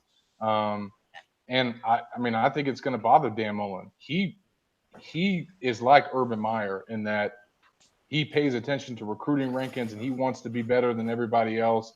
And I don't think that the results last year, even though they had some things that he did that was better than any other first-year Florida coach for a transition year, it still wasn't the level that he expects them to be at. And I don't know if they can get there this year just because of the targets that are out there. But, I mean, if they can find a way to get Trey Sanders in the fold, if they can get the 2 guys out of Lakeland, if they can get what they need in the secondary, I think that's going to be a good class. But they have to take care of the in-state targets now and just continue to improve. I mean, if they don't get into the top 10 this year, I know it's going to upset a lot of fans, and I think it's a possibility. So then that 2020 cycle, you got to really make a jump. I think having Richardson on board will help. But that's really the year where I think all the stuff that they've been doing and they have a year on the field is where they're going to have to make a big jump in recruiting. Because I don't know if it can happen this year. Well, you think it had successful? What for this to be a successful season? What ranking or what has to happen in your opinion? As far as what ranking they need to finish with? No, what needs to happen in this class as far as like guys they need to get, what they need to finish when it's all said and done for this to be a successful class? You got to get one of the running backs. You got to get Ryder Sanders. You got to get one more receiver, whether it's Knox or Higgins or someone. You got to get the 2 kids out of Lakeland, which I don't know if they can do. I mean, I think they can get Summerall, but Zipper is not going to be easy, especially if Florida's tight ends ball out this year. They're crowded at that spot. So we'll see what happens with him. And then you got to get the 2 corners that they're after, Elam and Hill. They're done at linebacker, and then go out and get an elite safety. If you can't get Tyreek Stevenson, who they want at safety, go get Jordan Battle. To me, if they do those things I just said and then get the best lineman that they can get out there, I don't think it's going to be Evan Neal. Just get the best available. I think that's a good class. Successful. I agree. I do want to see an elite lineman. I think it's gonna be a little tough with Hevesy. We already discussed that he's not really the recruiting type. But I want to get linemen. I mean, look, Evan Neal, I don't think they're gonna get him this year, but that's a kid. Like, you just can't miss on kids like that. You can't miss on Alex Leatherwood. You can't miss on Nicholas Petit-Ferrer, and you can't miss on Evan Neal, especially when he's got his, he grew up a Gator fan because of his uncle. So, but for whatever reason, he's all about Miami right now. Florida hasn't been able to seemingly gain any ground. So it just is what it is. The kids from IMG Academy, him and Sanders, are what's going to determine whether it's an elite class or not. If they get all the other targets, especially the Lakeland guys, I think Florida fans should feel good about it. If they get the kids out of IMG, then the class gets taken to another level. I'm gonna get a little sketchy with it. Do you think our efforts, as far as a lot of behind the scenes things go on? Do you think like the way Georgia's moving, the way I think Alabama's starting to trend for my man Evan Neal now? I think those guys are moving a little different than we are as far as like things behind the scenes and getting things done to get those kids. Do you think we're missing something, or there's something we're not doing? I think the biggest thing really is that at the end of the day, you look at recruiting rankings, you look at the top 25. How many of those teams ahead of Florida had a losing record last season? So many offensive players have come to Florida, so many wide receivers being told, hey, this is the year they revive the offense, and we're going on a decade now of empty promises. I think that's the biggest factor at the end of the day. People want to see a product on the field that that is committable to. There have been many quarterbacks who have come through being told, Jeff Driscoll, multiple quarterbacks being told, hey, we're going to revive the offense. You're going to have talent around you. We're going to, tool the offense around you. It's been a lot of people who have said that, who that's been said to and have heard that. So I think that Florida, until they prove that, they're not really going to get back in with some of these top guys. But I'm going to piggyback off what Zach said. And the biggest things that make this class a success have to be recruiting defensive backs, safeties, and 2 cornerbacks, which seem to be, they seem to be in a better spot for the corners than the safeties right now. And then I think that Florida does need to go out, like you said, and, land a running back.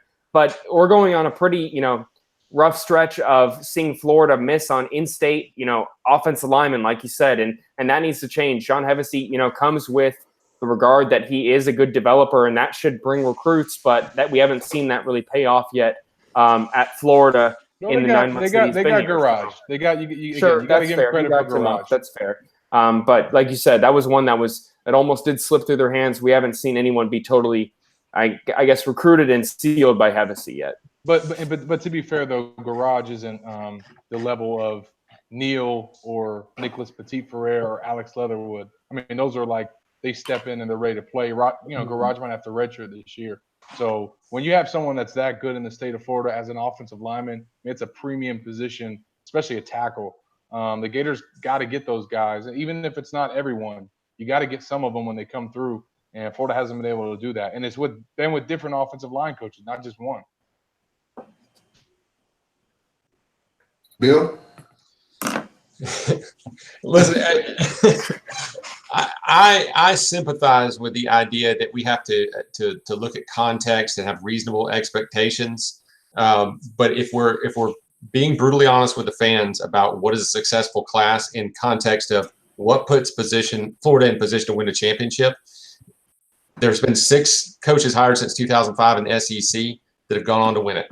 Every one of them has had at least a top 8 class. Their classes have averaged 4.7. It's talking about the second class, the bump class. Every one of them assigned multiple 5 stars in the first 2 years. Every one of them's won it from the first 3 years.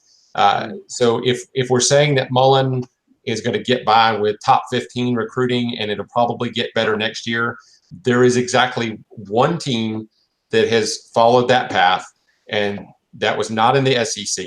That was Davos Winnick, Clemson. And the team he took over had more talent, and they won with 5 stars. They had a 5-star quarterback in Taj Boyd when they won the ACC, throwing a 5-star Sammy Watkins, who was an All-American. They had the number 1 all-purpose back. That was their primary running back. There is no template in the historical record to suggest that's going to get done. And so unless this gets better fast, it's really, objectively speaking, not a success. I'll chime in because I know one of Bill's points was that he wanted to beat Florida State in recruiting. And, it brought me to a point. I'm not going to disagree with him just yet. We'll see where this monologue takes me. But I think, looking back at, Florida had the highest class on average by star average last year. Well, this past season, 2018 class. So I think that's something worth noting. I mean, Dan Mullen came in, for a program and beat Miami, who had a pretty good year with a coach that had been there for over a year building that class. And he came in and, got some great names. He got Garage, he got Langham, he got Copeland, he got Emory Jones. So he got a lot of those talents. So, he's shown the ability to be able to build this, to build not only a good ranked class, and last year, I'm sure everybody would want a little bit higher ranked, and, certainly right now they want a little bit higher ranked, but I don't want us to just look at the rankings like ranking us, number 3 in the SEC or number 4 in the SEC or whatever that number might be. I want to make sure that class is the most balanced class possible, because Urban Meyer had some really highly ranked classes that were so terribly unbalanced that the team could barely field an offensive line for the next 3 seasons. And so when we're looking at how are we going to rank this class, how are we filling those needs more so than are we just grabbing, a 5-star, or are we grabbing, 7 4-stars? Like, it's great to have that talent, but if they're all going to be running backs and wide receivers, and you're not doing that on the offensive line or defensive line or linebacker or safety positions, cornerback positions, whatever it might be, that's where I'm the ultimate judge of what this class looks like. I wrote, a few months ago, that Dan Mullen signed, I think, 7 players that ranked in the top 7 of their position groups this past recruiting class, including 2 that were ranked number 1 in their position, which is Lucas Kroll as the JUCO tight end, Evan McPherson as kicker. Obviously, those aren't just the only positions that you want to sign those types of players at, but Jim McElwain signed 3 top 7 players in his first class. So Dan Mullen did that double what, more than double what Jim McElwain was able to do. And, so the way that I'm going to look at this class as being successful is how well did they fill those holes? You know, are we a class of 2 offensive linemen and 3 offensive linemen where we've been able to, you know, add a bunch of running backs and wide receivers and skill positions that maybe aren't necessary to look at that class as a success? Or is that a really solid, well-built class that, you know, they might be the 5th ranked team in the SEC, but that's a talented group that, you know, in 2, 3, 4 years is going to be successful? Yeah, I agree with Dan to the point, because I mean Muschamp had some highly ranked class too, but it was like 30 DBs in it. You know what I'm saying? Like, he had some highly ranked classes and had some guys, but when he left, we had 6 linemen on campus. So I think, like my man Dan said, I think it needs to be balanced. Just hit the needs, man. For me, I need them to hit the needs. I need us to get. I mean, we got our quarterback in the fold, which is a need. We need a couple highly ranked offensive linemen, 4 stars, not 3-star projects. I want to see us get a couple offensive tackles, elite safety on the back end, and finish up with cornerbacks, man. Wouldn't mind another pass rusher as well, but I just think we need to hit needs. A couple of things. First of all, Miami did finish ahead of Florida in 2018. Florida did not have the highest per player average. There was at least 9 or 10 teams above them. And when you talk about class balance, Florida currently has 13 commitments. 6 of those are blue chips, but only 2 are on offense. Those 2 on offense also happen to be the lowest rated blue chip commits they've got. They have a balance problem. So we not only have a rankings problem, but we have a balance problem as well. And when you look at the board right now, that may continue. I don't think we have a ranking problem right now. I think we're ranked 23rd with 13 commits, and our average star ranking is the top 10 average star. So I don't think. Silkk, I looked at that yesterday. It's 15th. Florida's 15th in average star ranking. Are we? Yeah. The worst bump class Florida's ever had was 12th, and that was McElwain. Is that okay to finish what McElwain did in recruiting? I don't think we'll have that progress. And I don't either. I think they're probably going to. I think we'll be fine. Man, don't let them hold you down, Silkk. Spin it. I don't think it's nothing to spin. I think it's a long way to go. I mean, we can't judge right now today. The next two commits that we're lined up to get, we'll jump Miami with that, and that's what having a terrible summer supposedly. You know what I'm saying? Like, I don't think, and those guys, that's a well-built staff, and they got relationships built, and then we'll have less commits than them and have a higher ranked class within the next 2-3 weeks. But I think we're fine. I don't think there's anything to panic about, and I don't think there's no balance issues. I think we're going to land some guys here, and we'll be fine. Our only issue is we got to land some elite guys in the trenches on offense. We'll get a running back. We'll get some offensive guys that are highly ranked real soon. So can I throw one more fact out there? Yeah, go ahead. All right.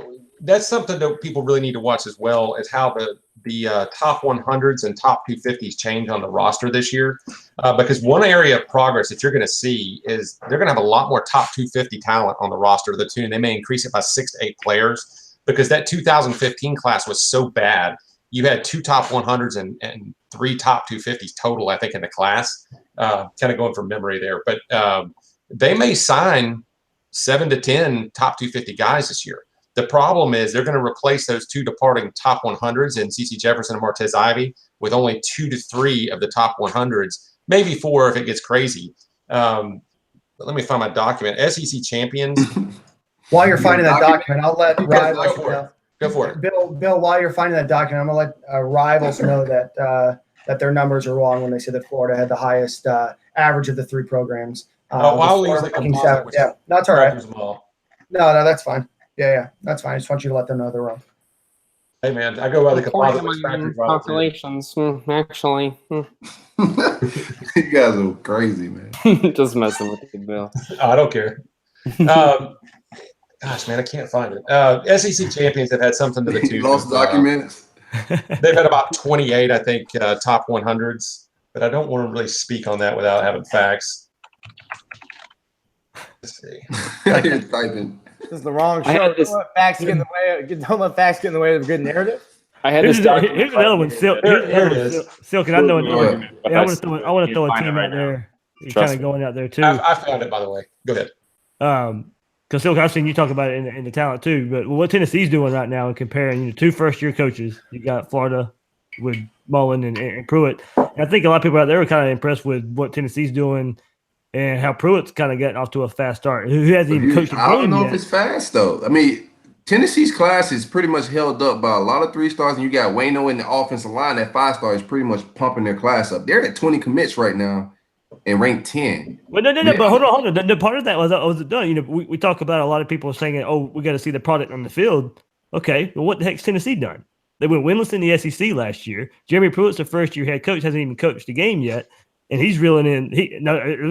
Maybe not quality, but they're not having a problem bringing the numbers in. Now, Yeah, I don't want numbers, man. I'm gonna be honest with you. I mean, we seen Derek Dooley do it at Tennessee. Derek Dooley had some classes with 33 guys, and it was a bunch of 3-stars. Like I said, it was just a numbers thing, man. I want guys that's gonna be able to play, work in the system, not just take guys. Well, I mean, take. I think we could get guys if we want 3-stars. I'm pretty sure they can land some 3-stars that'll be glad to be Gators. I mean, we got some. We haven't gone into it, but history just doesn't support this narrative that you have to win first. Mullen might have to win first, but other coaches have. I'm not saying that at all. But hey, I found this stat: SEC champions since 2005 have averaged 28 top 100s and 51 top 250s in the 4-year cycle before the championship. UF's going to roll in with 11 top 100s and 26 top 250s.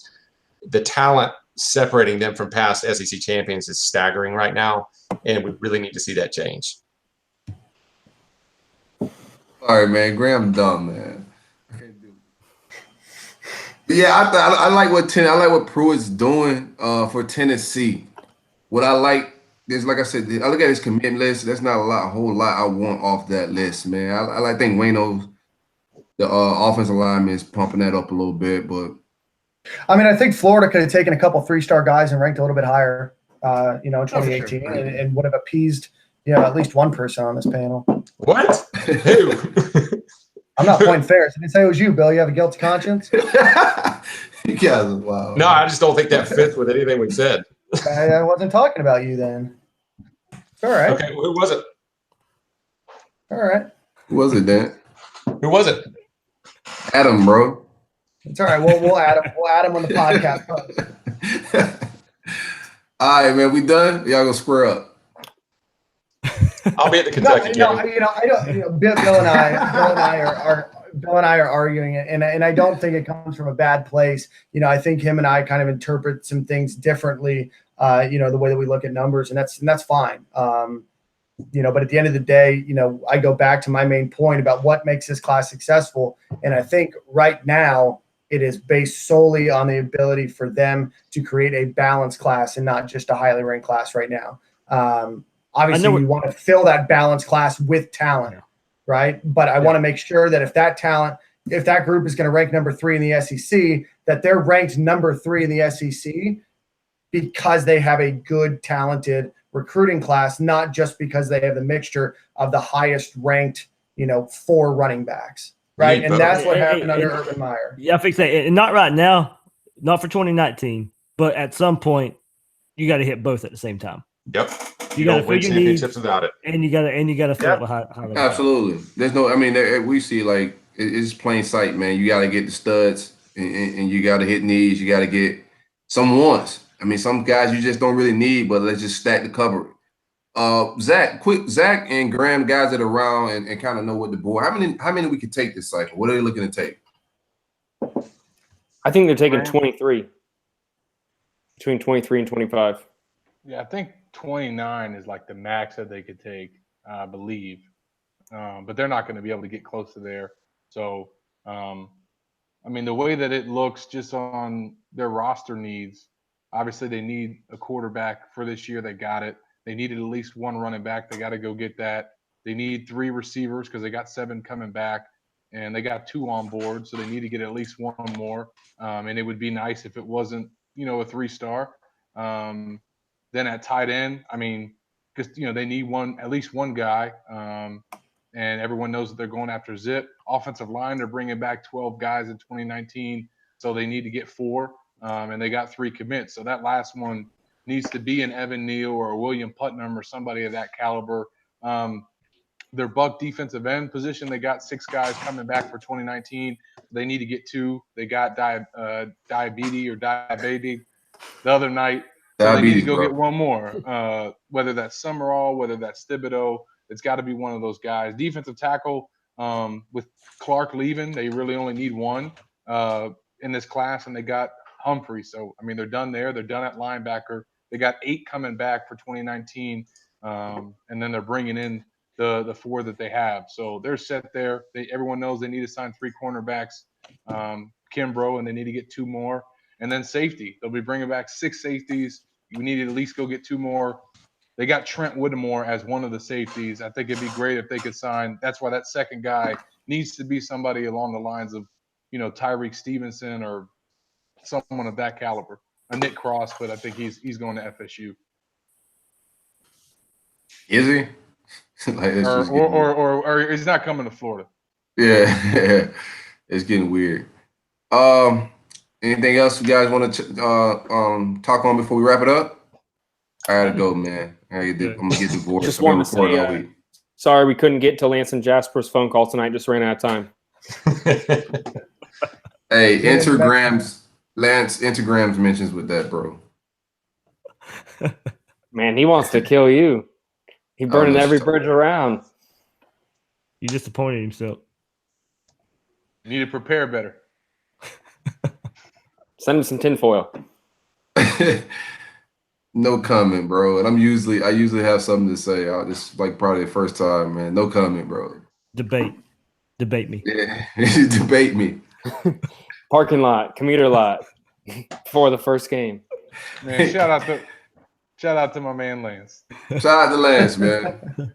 Hey guys, this was fun. Last 2 nights have been fun. Absolutely. Yeah, I think if people listen out there, I think we're going to try and get this again, bye week. I don't know if everybody can do it, but I know most of us, we've discussed it behind the scenes. We'll try and do this the bye week.